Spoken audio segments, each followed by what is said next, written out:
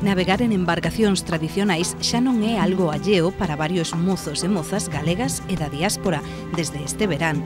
Foron moitos os que aproveitaron este estío para pasar varios días navegando polas Rías Baixas a bordo das típicas embarcacións de traballo galegas. Isto foi posible grazas a unha iniciativa da Dirección Xeral de Xuventude e Voluntariado da Consellería de Traballo e Benestar da Xunta de Galicia, que se desenvolveu ao longo e ancho das rías de Pontevedra, Aldán e Vigo, pasando por enclaves de singular beleza paisaxística e natural como son Sanxenxo, a Illa de Ons, Moaña ou as Illas Cíes. Foi precisamente este arquipélago a onde acudimos para que fosen os propios participantes os que nos contasen máis polo miúdo en que consiste esta experiencia mariñeira. Facer unha travesía en diferentes barcos tradicionais e, os patróns van nos contando a cultura mariñeira de Galicia con moitas cousas curiosas que descoñecemos porque, ademais, eu son de interior. Así que é moi interesante. Ademais de que aprendemos a navegar tamén, claro. Estos días lo que se trataba era de conocer distintas embarcaciones tradicionales y el manejo. Y aparte, visitando las Islas Cíes, las Islas Ons, también Sanxenxo y terminaremos en Cangas. Podes facer varias cousas, podes embarcar nun barco e depois pasarte a outro, traballar coas velas, manexar o barco, podes facer diferentes cousas.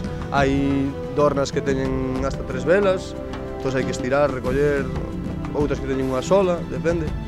E aquí realmente ao ir a motor, manexas a embarcación.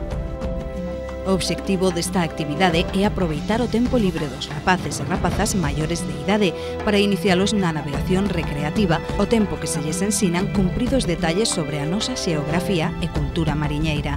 En principio, que os rapaces disfruten dunha navegación tradicional que non é sinxelo, xa que esta ruta é única, non se organiza ningún tipo de ruta deste tipo a nivel galego, que os rapaces coñezan un poquinho máis sobre a tradición e a cultura propia de aquí de Galicia, disfrutar da navegación en embarcacións tradicionais. Estamos a falar de 5 embarcacións que representan dende grandes barcos, como poden ser os galeóns ou este propio Chasula, que é un barco de cerco restaurado para este tipo de actividades. E logo estamos a falar tamén de embarcacións pequenas, de dornas, de 4,5 metros de eslora, dunha gamela coruxeira. Está representado, penso que todos os barcos tradicionais galegos.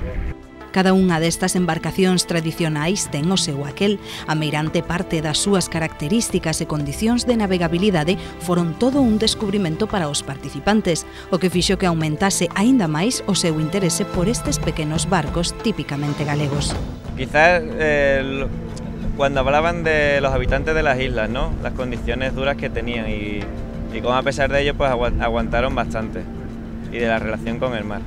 Pois, co momento no que vas navegando e vas facendo as maniobras, te van explicando tamén os patróns como facelas, eso, é moi interesante.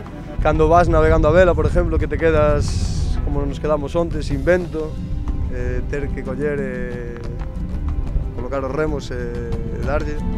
Monitores e expertos en navegación neste tipo de embarcacións acompañan a esta xente moza en todo o seu percorrido polas rías galegas. Tamén eles encontran unha parte moi gratificante nesta experiencia. Home, pois precisamente a curiosidade da xente, despois o poder transmitir un pouquiño, se empezamos a ter edade, o que si a mí me contaron os vellos, e ver que se respira, que lles interesa isto. O grao de satisfacción é tal que non encontramos a ninguén que se decepcionase con esta actividade ou que non quixese volver a formar parte dunha iniciativa semellante. Sí, vamos, yo cuando vaya a mi tierra se lo contaré a todos mis amigos y claro que se lo recomiendo. Pois porque, ademais de facer a travesía cos patróns os mariñeiros, convives con xente descoñecida tamén, fas amistades, é moi bonito porque, claro, pasas unha semana nun mundo diferente. Ben porque a xente xoven non ten coñecementos de navegar a vela, pouquiña ou ningunha. Entonces, para que non se perda.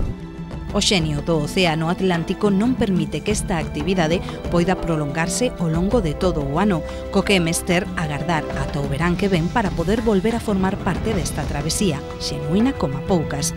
De aquí alá é tempo dabondo para informarse nas oficinas da propia Dirección Xeral de Xuventude e Voluntariado ou a través da súa páxina web xuventude.net para poder mergullarse nesta programación de travesía en embarcacións tradicionais.